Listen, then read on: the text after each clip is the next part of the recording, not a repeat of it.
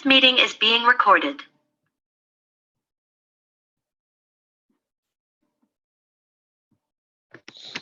अच्छा, तो जो पिछला लेक्चर था हमारा उसमें हमने कवर किया था बेसिक्स ऑफ रिएक्ट।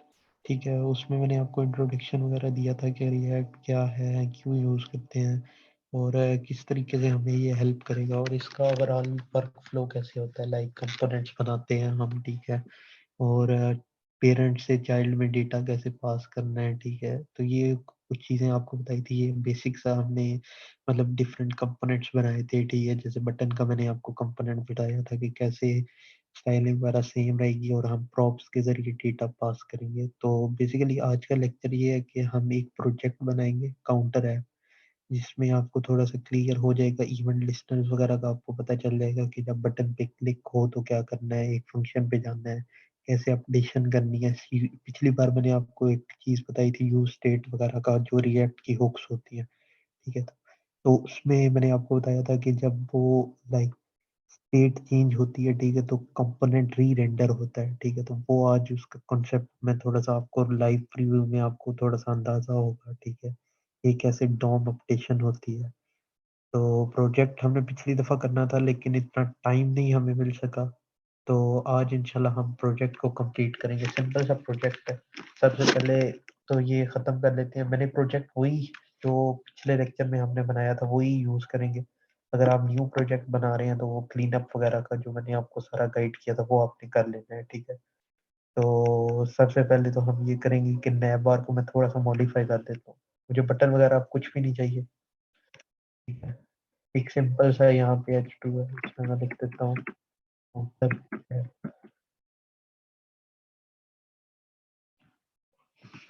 ये सेव हो गया, काउंटर हो गया। इसमें मैं आज आपको ना थोड़ा-सा फ़ॉन्ट वगैरह कैसे ऐड करते हैं वो भी बता दूँगा, ठीक है। पहले लेकिन हम फंक्शनैलिटी को कंप्लीट करते हैं। अगर आपका कोई क्वेश्चन वगैरह हुआ तो आप पता कर लीजिएगा मुझसे।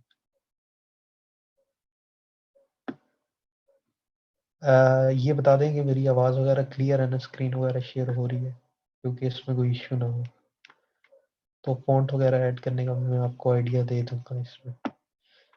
तो CSS का तो मैंने आपको बता दिया था कैसे इंपोर्ट करनी है, क्या उसका सेटअप, ठीक है। तो अब एक तो नैब बार होगी, ठीक है। अब मुझे यहाँ पे कंटेनर चाहिए जहाँ पे काउंटर होगा, ठीक है। तो मैं ऐप में जो मैंने वैसे ही लिखा होगा लाइक H1 में हेलो वर्ल्ड, इसको तो हटाता हूँ, ठीक है। कंपोनेंट्स में अब बटन मुझे चाहिए नहीं, ठीक है, लेकिन रहने देते हैं, बाद में हमें ज़रूरत होगा। अभी मैं इसमें वैसे ज़रूरत नहीं होगा काउंटर ऐप, ठीक है, या काउंटर कंटेनर, या काउंटर आप लिख सकते हो, कुछ नेम कर सकते हो। मैंने पिछली दफ़ा भी आपको बताया था कि हमारा क्या कॉन्सेप्ट है। यहाँ पे एक सर्कल टाइप का होगा, ठीक है, काउंटर, जिस पे आप क्लिक करेंगे तो उसके अंदर जो वैल्यू होगी वो अपडेट होगी, ठीक है। तो ये हम करेंगे इसमें। सबसे पहले ये मैंने एक्सटेंशन का आपको बताया था, मैं एक रिएक्ट का फंक्शनल कंपोनेंट बना लेता हूँ, ठीक है। इसमें अब क्या करना है, मुझे वैल्यू शो करनी है। जैसे 23 अगर वैल्यू है, इसके अंदर H1 कर देता हूँ और 23 ऐसे यहाँ पे मैं काउंटर का इंपोर्ट कर।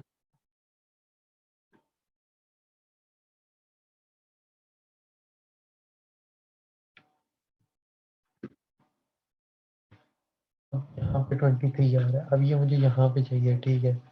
और इसको सबसे पहले मैं थोड़ा सा स्टाइल भी करूँ। कोई भी क्वेश्चन अगर आपका हो तो लिख दीजिए। 4./counter.css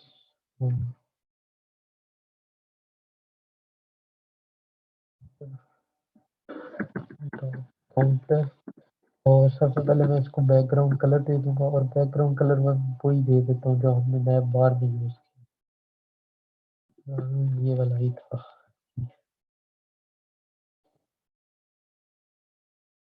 ये बेसिक चीज़ें मैं कर रहा हूँ जो आपको भी आइडिया है जिसका, ठीक है। पैडिंग वगैरह दे दी, डिस्प्ले फ्लेक्स किया, जस्टिफाई कंटेंट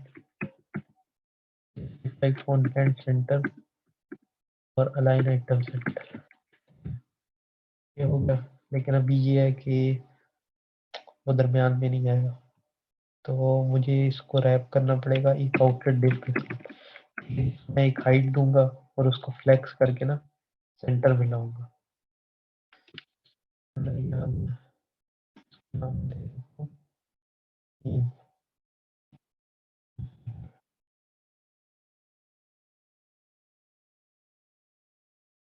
मुझे फाइल करना है, ठीक है। सबसे पहले तो डॉट मीन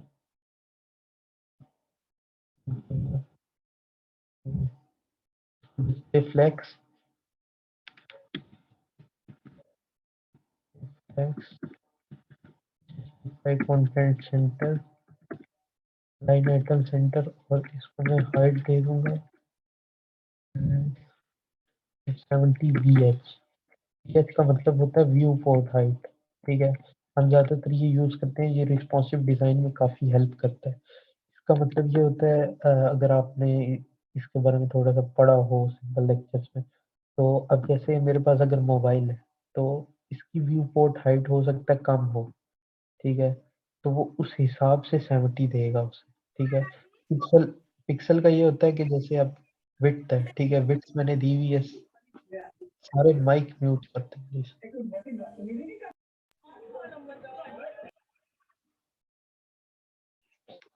अच्छा, मैं व्यू पोर्ट विड्थ और हाइट बता रहा। अब व्यू पोर्ट विड्थ का ये मतलब होता है कि जैसे ये मेरी अगर 1000 पिक्सल है, तो उसका मैंने दिया हुआ 80 व्यू पोर्ट विड्थ, तो 800 होगी, ठीक है। लेकिन अगर वो श्रिंक डाउन हो गया, ठीक है, 500 पे, ठीक है, तो 500 पे फिर 80 व्यू पोर्ट विड्थ निकाली जाएगी, ठीक है।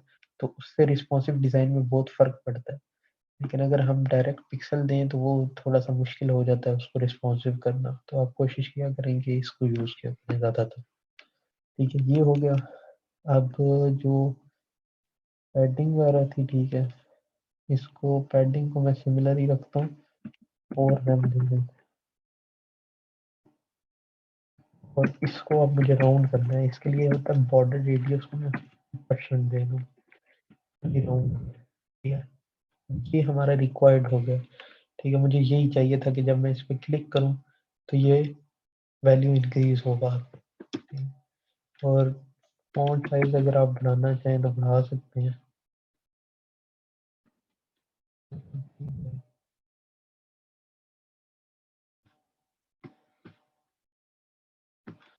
और इसके बाद ये है कि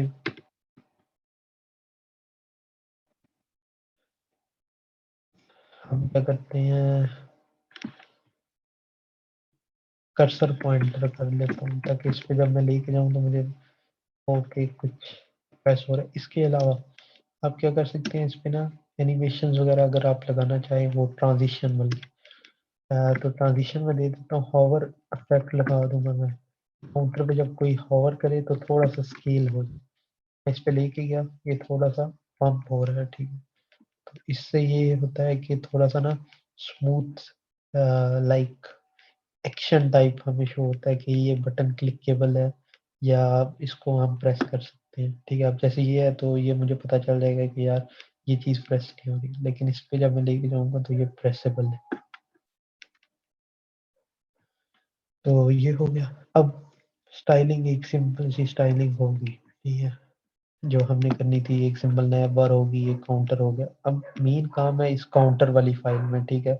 इसमें मैंने आपको बताया था कि स्टेट, तो मैं सबसे पहले स्टेट बनाऊंगा const counter value, set counter value, और यूज स्टेट, ठीक है। अब यूज स्टेट कहाँ से हम इंपोर्ट करते हैं, रिएक्ट से ही। पिछले लेक्चर में मैंने आपको इसका आइडिया दिया। हमने यूज स्टेट में इनिशियल वैल्यू 0। अब एक बार मैं दोबारा इस चीज़ को एक्सप्लेन करता हूँ आपको। तो यूज स्टेट जो होता है ना, रिएक्ट की हुक्स होती हैं। जब मैंने पिछले लेक्चर में भी आपको इंट्रोडक्शन दिया था, मैंने बताया था आपको कि रिएक्ट में हमारे पास ना डिफरेंट तरह की हुक्स होती हैं, इनको हम यूज कर सकते हैं। अब उस हुक्स में एक होती है यूज स्टेट, यूज इफेक्ट, इस तरह की बहुत सारी हुक्स होती हैं, ठीक है। लेकिन यूज स्टेट, यूज इफेक्ट ये आप बहुत ज्यादा यूज करेंगे, ठीक है। तो आपको इनका आइडिया होना चाहिए और इन पे ग्रिप होनी चाहिए। अब यूज स्टेट क्या करता है, ठीक है, मैंने इसका ये सिंटेक्स होता है, ठीक है, कॉन्स्ट स्क्वायर ब्रैकेट्स, उसके अंदर काउंटर वैल्यू, पहली वैल्यू, ठीक है। दूसरा होता है कॉमा के बाद फंक्शन सेट काउंटर वैल्यू, जिसको मैं यूज करके इस वैल्यू को सेट करूंगा जब भी। और फिर होता है यूज स्टेट, और ये होता है इनिशियल वैल्यू। अगर मैं ये नहीं देता तो ये अनडिफाइंड या नल होगी, ठीक है। लेकिन यहाँ पे आप वैल्यू दे सकते हैं कि इनिशियली इसकी क्या वैल्यू, ठीक है, ये चीज होगा।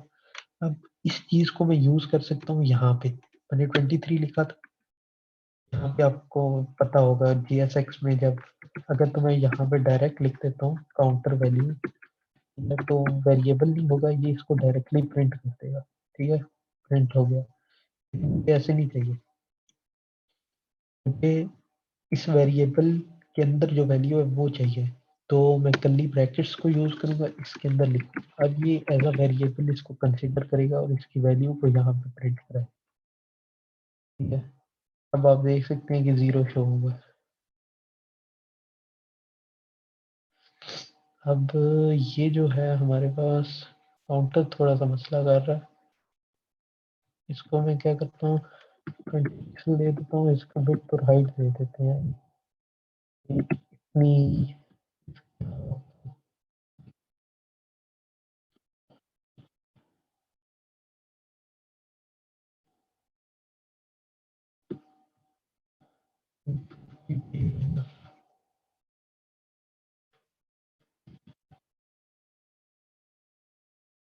यही होगा। अब अगर मैं आपको इनिशियल वैल्यू को, जो मैंने कॉन्सेप्ट बताया है, ठीक है, इनिशियल वैल्यू में मैं कुछ भी लिखूंगा तो उसकी इनिशियल वैल्यू होगी, ठीक है, 77 होगी। लेकिन अब मुझे अपडेशन भी करनी है। मैं क्या चाहता हूँ कि जब ये इस पे कोई क्लिक करे, ठीक है, अब जो HTML के टैग्स होते हैं ना, उन पे इवेंट लिस्टनर्स होते हैं, ठीक है। आपने प्लेन जावास्क्रिप्ट जब की होगी तो आपने देखा होगा on click, on double click, on की प्रेस, ऑन माउस और इस तरह के बहुत सारे इवेंट्स होते हैं, ठीक है। तो यहाँ पे मुझे क्या चाहिए, ऑन सारे इवेंट्स होते हैं, ठीक है।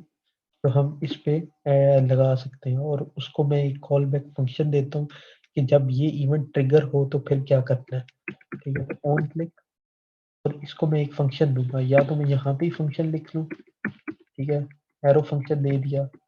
आप ये यूं भी लिख सकते हैं, ठीक है।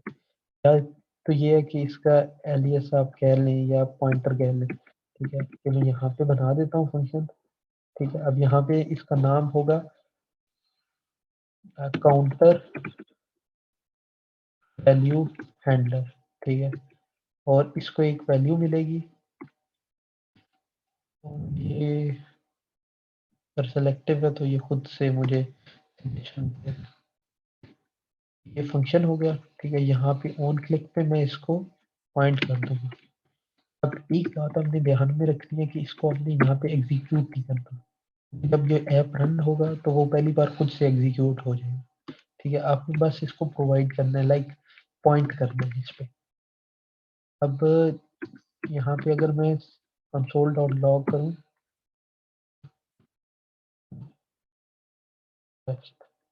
अभी के लिए ये हटा दें,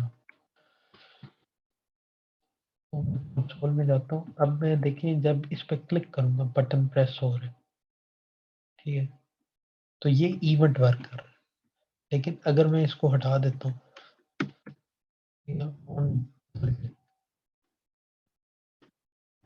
अब अगर मैं एक बार क्लिक कर रहा हूँ कुछ भी नहीं होगा, एक बार क्लिक किया कुछ, ठीक है। तो ये चीज होती इस तरह से डिफरेंट होते हैं ऑन माउस, ठीक है। तो इससे ये होगा कि जब मैं माउस को इसके अंदर लेके जाऊंगा, होना चाहिए, या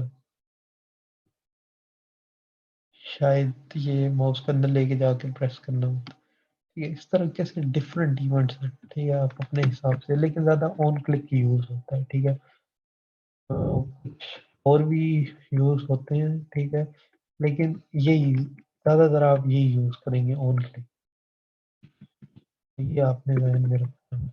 ऑन क्लिक इवेंट, जब मैं इस पर क्लिक कर रहा हूँ, ठीक है, तो इस फंक्शन में आ रहा है, फंक्शन में जो भी कोड लिखा होगा वो उसको एग्जीक्यूट करेगा। अब अभी के लिए तो हमने ये लिखा हुआ है, लेकिन हम क्या चाहते हैं, ठीक है, मेन इसका मकसद क्या है कि जब कोई इस पे क्लिक करे, मैंने ये जो इसके अंदर वैल्यू है इसको अपडेट कर देना, इसको इंक्रीमेंट करना है, ठीक है, ये इसकी मेन लॉजिक है, ठीक है। तो मैंने क्या करना है यहाँ पे, मैंने आपको बताया था ये सेट वैल्यू होता है, ठीक है, ये फंक्शन होता है। अब यूज स्टेट को हम डायरेक्टली इस तरीके से आप नहीं कर सकते कि आप चाहें काउंटर वैल्यू है, ठीक है, इसको आप काउंटर वैल्यू, इस तरीके से स्टेट कभी भी अपडेट नहीं होती, क्योंकि ये यूज स्टेट है। जब ये अपडेट होती है तो ये री रेंडर होता है और शो होता है, ठीक है। ये पूरा ऐप री रेंडर नहीं होता, ठीक है। ये रिएक्ट एक तरीके से किस इंटरनली कैसे वर्क करता है, ये वो चीज है। तो इन्होंने तभी हमें हुक्स दी हुई है, ताकि रिएक्ट मैनेज कर रहा होता है कि किस चीज को रेंडर कराना है। अब जैसे ये चीज चेंज हुई है तो इसने H1 को दोबारा से री रेंडर करा दिया, क्योंकि उसके अंदर जो वैल्यू है वो अपडेट हुई है और वो रिफ्लेक्ट होनी चाहिए, ठीक है। हमें क्या करना है, सेट काउंटर वैल्यू को यूज करना है, ठीक है, और इसमें मैं लिख दूंगा काउंटर वैल्यू प्लस, ठीक है, वैल्यू प्लस। अगर अब मैं इस पे क्लिक करूँ, ठीक है, आप देख सकते हैं ये प्लस हो रही है, ठीक है। तो ये एक हमारे पास सिंपल सा काउंटर बन गया, इसमें किया कुछ भी नहीं, ठीक है। एक H1 था, ठीक है, वहां पे मैंने एक स्टेट बना ली यूज स्टेट को यूज करके, जहाँ पे ये होता है कि ये इसका सिंटेक्स है, कर्ली ब्रैकेट और स्क्वायर ब्रैकेट्स में आपने पहला तो वैल्यू हो गया, दूसरा फंक्शन होता है, इसकी नेमिंग ऐसे ही होती है, counter value, set counter value, is logged in, set is logged in, इस लिहाज से इसकी ना नेमिंग की जाती है। ये फंक्शन होता है, ठीक है। अब फंक्शन को मैंने यूज किया, ठीक है, और काउंटर वैल्यू को +1 कर। लेकिन अब एक चीज है, क्योंकि ये पिछली वैल्यू पे डिपेंड कर रही है, ठीक है, क्योंकि आप देख सकते हैं अब यहाँ पे इस एप्लीकेशन में मसला नहीं आएगा, लेकिन बड़ी एप्लीकेशन सब होती है ना, हो सकता है कि एक चीज अभी अपडेट हुई ना हो, ठीक है, और मैं उसको दोबारा से अपडेट कर दूं, लाइक ये वैल्यू थी अगर ये 46 है, मैं इसको इतनी तेजी से अपडेट कर रहा हूँ, वो दरअसल इन चीजों में होता है जब हम सर्वर वगैरह के साथ काम कर रहे होते हैं, या इस लिहाज से कि पिछली वैल्यू हो सकता है अपडेट ही ना हुई हो। जैसे 46 है, मैंने क्लिक किया, 47 हुई ही नहीं थी, लेकिन मैंने इतना तेज क्लिक किया, 2 बार कर दिया, ठीक है, तो 47 तो हुई ही नहीं थी, ठीक है। तो दूसरे क्लिक के वे वो क्या करेगा कि काउंटर वैल्यू तो 47 थी अभी, तो वो 48 तक नहीं जाएगा, वो 47 पे स्टक हो जाएगा, क्योंकि मैं प्रीवियस वैल्यू को नहीं कर। तो आपने यहाँ पे इसका सिंटेक्स थोड़ा सा डिफरेंट हो जाएगा। अगर ये आपको मेरी बात नहीं समझ आई तो एक बार दोबारा रिपीट करता हूँ। अब 48 पे था, मैंने इतना तेज क्लिक किया, डबल क्लिक किया 2 बार, कि वो 47 पे अपडेट ही नहीं हुई काउंटर वैल्यू अभी, ठीक है, और उसको मैंने दोबारा अपडेट कर दिया, तो काउंटर वैल्यू उस वक्त 48 ही थी, ठीक है, वो 49 नहीं थी, तो वो 50 नहीं होगी, वो 49 होगी, तो ये इश्यू आता है इसमें। लेकिन अगर मैं करता हूँ कि प्रीवियस वैल्यू, तो वो प्रीवियस वैल्यू पे डिपेंड कर रहा होगा, प्रीवियस वैल्यू +1। अब इसमें मैंने ये किया कि एक आप कह लेंगे function type set counter value में कि प्रीवियस वैल्यू को ले जाओ और प्रीवियस वैल्यू में +1 करो। अब इसमें ये जो चांस होता है ना मिस्टेक का, अपडेशन में गलती का, वो नहीं रहता। जब प्रीवियस स्टेट पे आपने ये हमेशा याद रखना है कि जब प्रीवियस स्टेट पे वैल्यू डिपेंड कर रही हो तो आपने इस तरीके से करना। अगर तो आपको सिंपली करना हो, ठीक है, सेट काउंटर वैल्यू 43, फिर कोई इशू नहीं है। लेकिन जब भी प्रीवियस स्टेट वैल्यू पे डिपेंड कर रही हो तो आपने ये सिंटेक्स करना है, या आपको कोई इशू नहीं आएगा। वैसे तो इतना तेज होता है कि उसमें भी कोई इशू नहीं होता, लेकिन कुछ ऐसी ऐप, बड़ी ऐप्स जिनमें बहुत ज़्यादा प्रोसेसिंग हो रही है या इस तरह का काम हो रहा है, तो उनमें इशू आ सकता है, क्योंकि उनमें हो सकता है डेटा इतना है कि वो अपडेशन में काफ़ी टाइम लग रहा है और डेटा लॉस्ट होने का खतरा होता है। तो ये हो गया, ठीक है। अब ये हमारे पास सिंपल काउंटर था, ठीक है, मैंने आपको एग्जांपल भी दिखाई थी।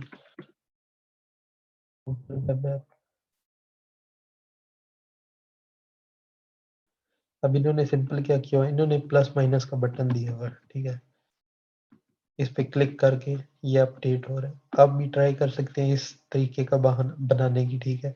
इसमें आप बटन दे दें। अब बटन का क्या प्रोसेस होगा, यहाँ पे जैसे था, ठीक है,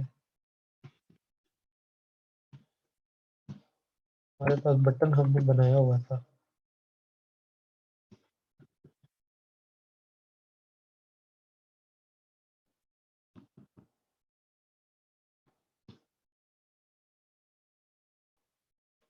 पर मैं इस बटन को नहीं भी यूज करता, ठीक है, मैं सिंपली अपने HTML बटन भी यूज कर लेता हूँ, वैसे आपको दिखाना ही है। यहाँ मैं लिख देता हूँ रीसेट।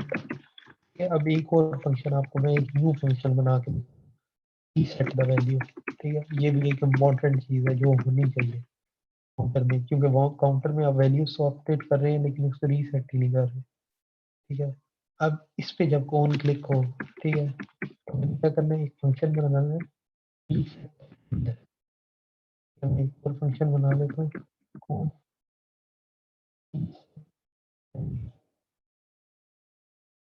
और यहाँ पे अब मैं क्या करूँगा, ठीक है, सेट काउंटर वैल्यू 0।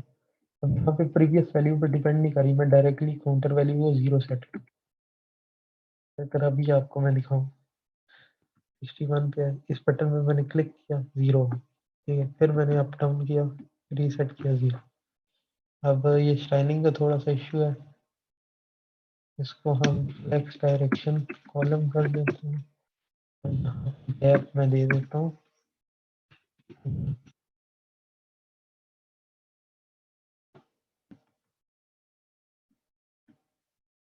ठीक है, रीसेट का बटन भी होगा। तो इस तरीके से ना आप डिफरेंट चीज़ें सोच सकते हैं। अब ये कोई इतना मुश्किल नहीं था, ठीक है, सिंपली आपने काउंटर वैल्यू को 0 कर दिया, रीसेट। आप हो सकता है एक ऐसा बटन बनाना चाह रही हो जिससे इंक्रीमेंट हो रहा हो 5 का, इंक्रीमेंट बाय 5, ठीक है। आप इस पे क्या करेंगे, इंक्रीमेंट बाय 5,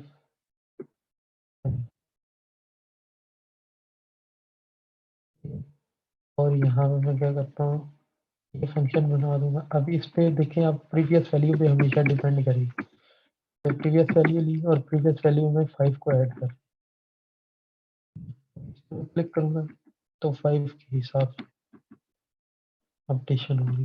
अब स्टाइल वगैरह आप अपने हिसाब से खुद कर सकते हैं इसको। अब इसमें कोई क्वेश्चन वगैरह अगर आपका है तो पता कर लें। इसमें एक बार मैं रिपीट कर देता हूँ, मेन जो हमने कॉन्सेप्ट स्टडी किया यूज स्टेट का, ठीक है, ये बहुत इंपॉर्टेंट कॉन्सेप्ट है। इसके बगैर तो आप समझे कि रिएक्ट में काम कर ही नहीं सकते इस हुक के बगैर। ये आप हर जगह इस्तेमाल करेंगे, ठीक है। फंक्शन वगैरह आप कैसे बनाएंगे, ठीक है। ये इवेंट लिस्टनर्स बहुत ज़्यादा यूज होते हैं, ठीक है। एक साइन अप का बटन है, ठीक है, लॉगिन का बटन है, तो इस पे आप ऑन क्लिक तो लगाएंगे, ठीक है। फिर इसी तरह ये जो वैल्यूज होती हैं, ईमेल एड्रेस, ये आप यूज स्टेट में स्टोर कराएं, पासवर्ड। फिर जब ऑन क्लिक होगा तो मैं सर्वर पे वो उन वैल्यूज को भेजूंगा, ठीक है। इस तरह की चीजें, ये इंपॉर्टेंट कॉन्सेप्ट है, ये हर वक्त यूज होंगे आप। तो ये एक सिंपल सी ऐप होगी, ठीक है। अगर आप चाहें तो मैं आपको बटन का दिखा देता हूँ, जो हमने कस्टम बटन बनाया हो उसमें ये चीज डालना है।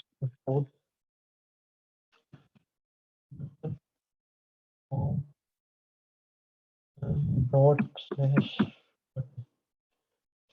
अब इस बटन की जगह मैं वो यूज करता हूँ,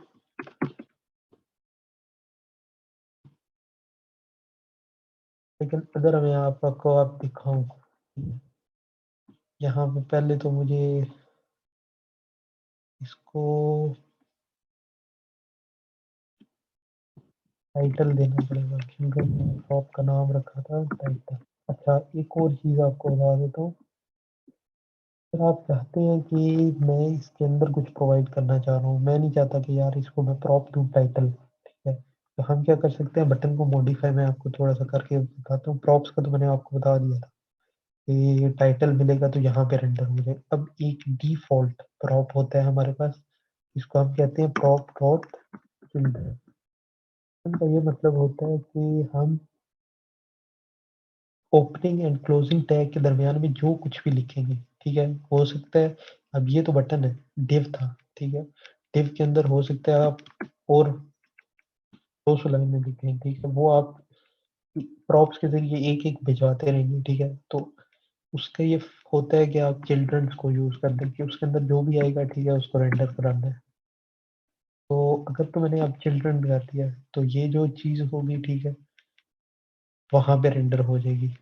बटन कहाँ पे गया, ये, ठीक है। तो ये प्रॉप्स डॉट चिल्ड्रन, चिल्ड्रन में अब इसे क्या मिलेगा, जो मैंने बटन की ओपनिंग और क्लोजिंग टैग के दरमियान में लिखा है रीसेट द वैल्यू, ठीक है। तो मुझे टाइटल पास करने की जरूरत नहीं, अब ये इस तरीके से वर्क कर रहा है। लेकिन अगर आप देखें, अब एक और चीज, मैं इन बटन को साइड बाय साइड करने के लिए एक div में रैप कर,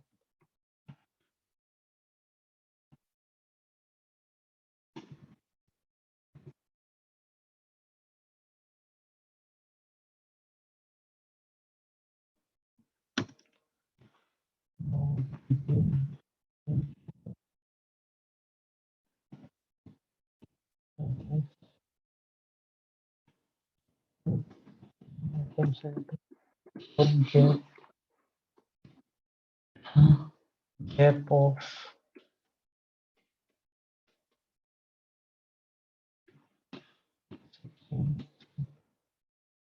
तो ये साइड बाय साइड आ गई। ये चीज होगी। लेकिन अगर आप अब देखें कि मैं इन बटन्स पे अगर क्लिक कर रहा हूँ, ठीक है, इंक्रीमेंट पे क्लिक मैं कर ही जा रहा हूँ लेकिन कुछ भी नहीं हो रहा, ठीक है। रीसेट पे क्लिक कर रहा हूँ, कुछ भी नहीं हो रहा, क्यों, ठीक है। इसको ऑन क्लिक तो मिला हुआ है, ठीक है, फंक्शन भी सही से लिखा हुआ है, लेकिन वर्क नहीं कर रहा। इसका इश्यू ये है कि ये जो बटन हमने कस्टम बनाया है, इस पे तो ऑन क्लिक है ही नहीं, ठीक है, क्योंकि ऑन क्लिक होते हैं हमारे पास जो हमारे HTML के बिल्ट इन टैग्स होते हैं, उन पे इवेंट लिस्टनर्स होते हैं, ठीक है। अब कस्टम बटन बनाया है, ठीक है, उसको क्या पता कि ऑन क्लिक पे क्या करना है। पहले तो उसे पता था कि यार टाइटल मिलना है, ठीक है, तो रेंडर कराना है। अब तो हमें चिल्ड्रन वाला काम कर दिया, ठीक है। तो हमें ये जो इवेंट मिल रहा है, ठीक है, ये हमें उसे पास कराना पड़ेगा, ठीक है, प्रॉप्स के जरिए। अब ये बटन है, इस पे ऑन क्लिक है हमारे पास, क्या करूंगा, on click is equal to props dot on click, कि जो ऑन क्लिक इस बटन पे आ रहा है प्रॉप्स के थ्रू, उसको यहाँ पे ऑन क्लिक पे रेफर कर दो, या आप कुछ भी कह सकते हैं, ठीक है। तो इससे ये वर्क करना शुरू हो गया। रीसेट होगी, इंक्रीमेंट बाय 5, ठीक है, सिंगल इंक्रीमेंट रीसेट। तो ये एक और चीज थी। आपने इवेंट लिस्टनर्स भी अपने कस्टम कंपोनेंट्स में प्रोवाइड कराने पड़ेंगे। कोई क्वेश्चन वगैरह है तो इससे रिलेटेड कर लें बेशक आप। और इसके अलावा मैं ये करता हूँ कि आपको फ़ॉन्ट का भी बता देता हूँ। फ़ॉन्ट करने के लिए आपने जाना है गूगल फ़ॉन्ट्स पे,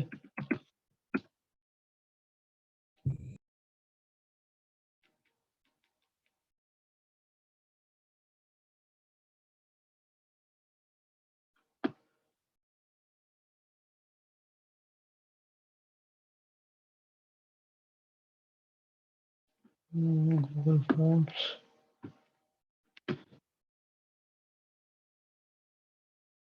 fonts.google.com, ये वेबसाइट है, ठीक है। मैं ये ज़रा रिमूव कर लूँ, ठीक है। कुछ इस तरीके से ये दिखेगी। यहाँ से आप कोई भी फ़ॉन्ट चूज़ कर सकते हैं, ठीक है। जैसे मैं क्या करता हूँ, कोई सी भी जो आपको ठीक लग रही हो, आप सर्च भी कर सकते हैं, आप बहुत सारी फ़ॉन्ट्स आपको मिल जाएंगी।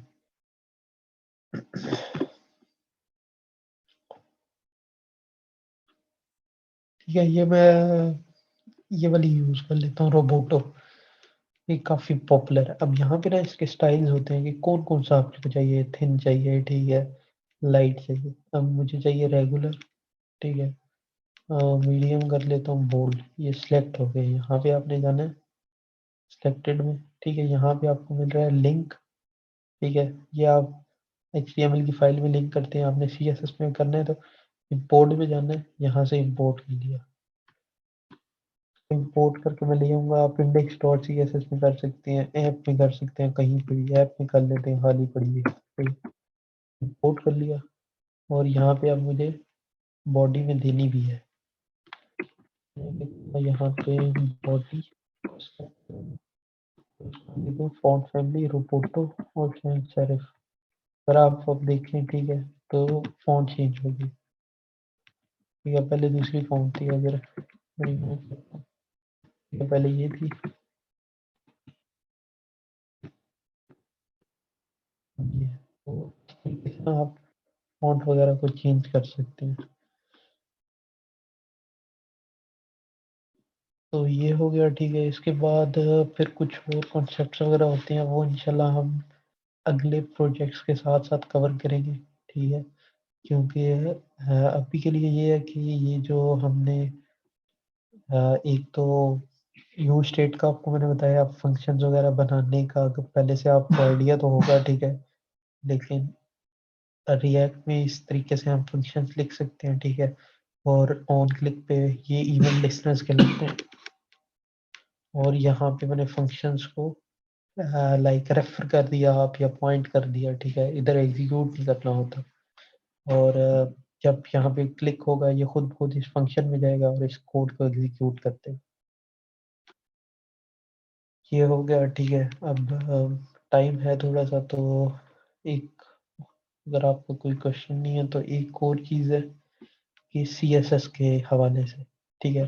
अब हमारे पास ये होता है कि जब हम सिंपल CSS यूज़ करते हैं ना ठीक है, तो वो ग्लोबल होती है ठीक है। जैसे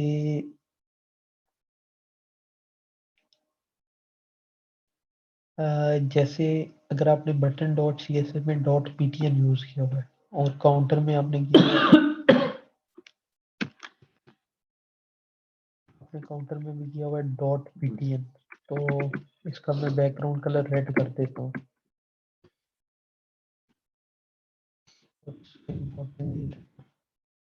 अब आप देख सकते हैं, हालांकि आपने बटन का जो कंपोनेंट है इसमें तो आपने इंपोर्ट की हुई थी बटन CSS ठीक है, और आपने इसको क्लास नेम BTN की दी हुई है, लेकिन ये ग्लोबली काम कर रही होती है ठीक है।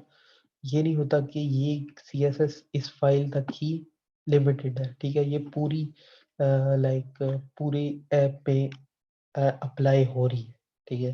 तो ये ड्रॉबैक हो सकता है अगर आप मल्टीपल डेवलपर्स हैं ठीक है, एक प्रोजेक्ट पे काम कर रहे हैं। अब आप ने कोई अगर नेम ऐसा रख दिया है ठीक है जो दूसरे डेवलपर ने रखा है, या आप अकेले भी काम कर रहे हो, तो ये इशू आ सकता है कि आप नेम एक जैसे रखते हो ठीक है। तो लाइक अगर आपके पास मुख्तलिफ बटन्स हैं ठीक है, या कोई भी इस तरह की चीज़ है ठीक है, आपने सेम नाम रख दिया तो वो इशू आ जाएंगे, स्टाइलिंग में सब हो सकती है ठीक है, जैसे इस केस में भी ठीक है, क्योंकि यहाँ पे तो मैंने ये कलर दिया हुआ है, लेकिन ये जो कलर है ये काउंटर डॉट CSS में आ रहा है।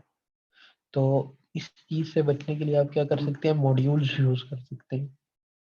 CSS मॉड्यूल्स हम उन्हें कहते हैं ठीक है। उसके लिए क्या होगा कि जो बटन डॉट CSS है ना, इसको मैं कर दूंगा button dot module dot CSS। बाकी इसमें यही लिखा रहेगा ठीक है, बस इंपोर्ट करने का थोड़ा सा स्ट्रक्चर डिफरेंट होता है। Button dot module dot CSS, तो यहाँ पे मैं लिखूंगा import classes dot slash button dot module dot CSS। Import कर रहा हूँ क्लासेस, आप यहाँ पे कुछ भी नाम दे सकते हैं, स्टाइल्स कुछ भी, हम जनरली क्लासेस इनको नाम देते हैं ठीक है। और यहाँ पे मैं क्लास नेम की जगह क्या करूँगा, क्योंकि ये ऑब्जेक्ट है आप समझे ठीक है, इस ऑब्जेक्ट पे सारी जितनी भी आपने क्लासेस लिखी है ना, वो डॉट करके अवेलेबल होंगी, क्लासेस डॉट PTN ठीक है, क्लासेस डॉट कंटेनर, इस हिसाब से। तो मैं यहाँ पे क्या करूँगा, क्लासेस डॉट BTN। अब ये जो स्टाइलिंग है ये इधर ही अप्लाई होगी ठीक है। अगर काउंटर CSS के साथ भी यही करते हैं, counter dot module dot CSS, या इसको मैं अभी के लिए वैसे ही रहने देता हूँ, और यहाँ मैं क्या करता हूँ, बैकग्राउंड कलर है ठीक है, ये मैंने डॉट काउंटर के दिया हुआ था, यहाँ डॉट काउंटर बैकग्राउंड कलर अगर मैं रेड करने की कोशिश करूँ, नहीं होगा। लेकिन अगर ये dot module dot C S S ना होती तो ये हो जाता। अब ये मॉड्यूल करते क्या है, ठीक है, ये एक यूनिक आईडी जनरेट करते हैं।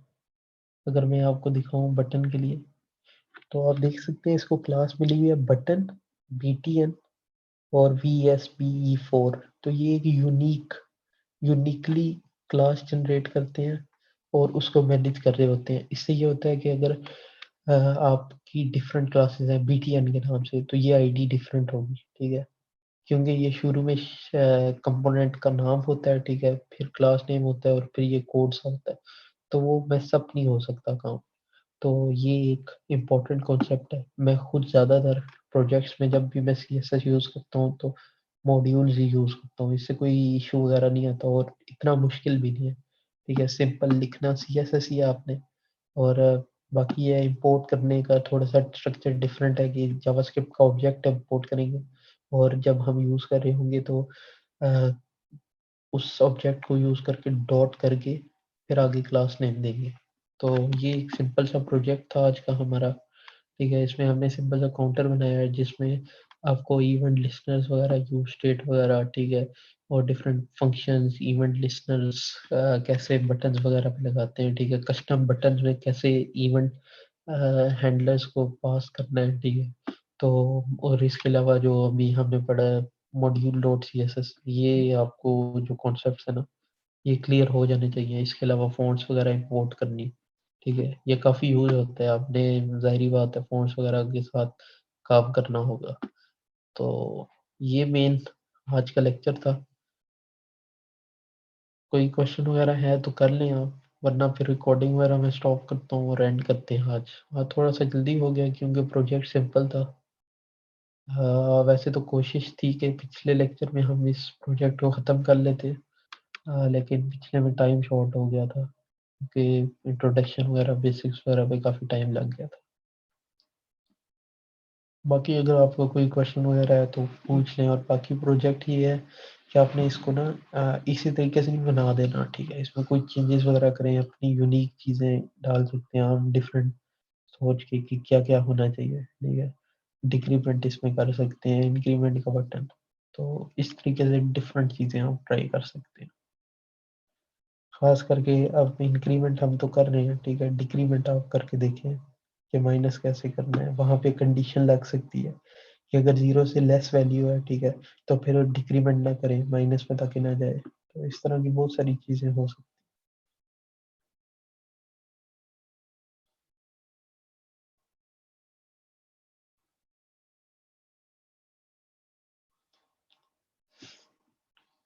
चलिए ठीक है फिर, मैं स्टॉप कर देता हूँ रिकॉर्डिंग वगैरह।